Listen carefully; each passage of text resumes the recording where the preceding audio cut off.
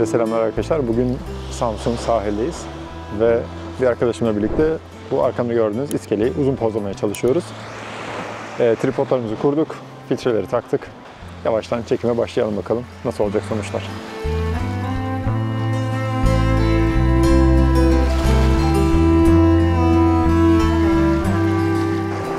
Bu iskeleyi daha önce sizle bir videoda paylaşmıştım arkadaşlar. Belki hatırlarsınız. Bu kez farklı bir kadro oluşturmak için bu önde bulunan dalı kullanacağız ön plan elemanı olarak.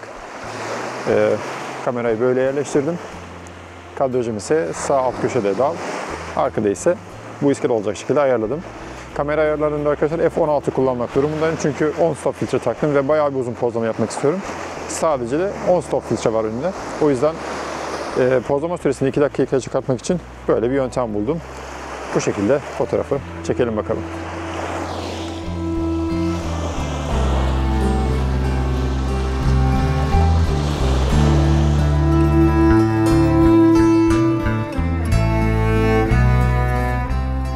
Arkadaşlar iskele fotoğrafından sonra biraz daha ilerledik. Burada gördüğünüz gibi kuru dallar var denizin içerisinde.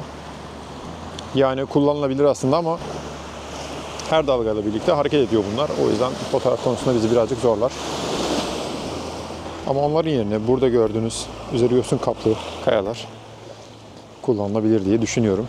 İlerisi boşluğa bakıyor. Şurada bir dalga kıran var, yapay. Ama zaten Photoshop'ta bu iş için var. Onu temizleriz. Bir kamerayı kurup bakacağım arkadaşlar nasıl görünüyor. Fotoğraf çıkartabilecek miyiz? Beraber bakalım.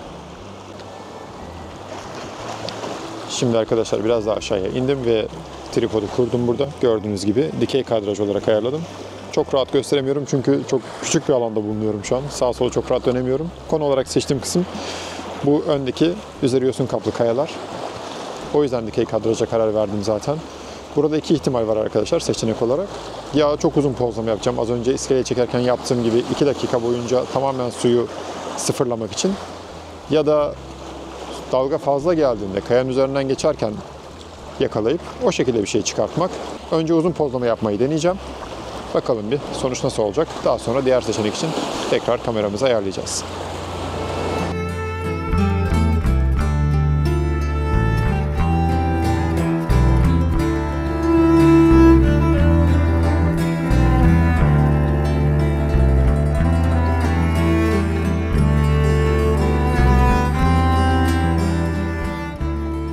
Burada kamera ayarlarını değiştirirken şundan bahsetmenin tam zamanı bence. Aynı konuyu, hatta aynı kadrajı, aynı koşullar altında bile çeksek, sadece kamera ayarlarında yapacağımız bir değişiklikle olay tamamen değişebiliyor. Az önce 2 dakikalık pozlamanın verdiği dinginlik ve sadeleştirici etkiyi gördünüz. Şimdi ise nispeten daha hızlı bir enstantane seçeceğim ve bakalım sonuç nasıl olacak.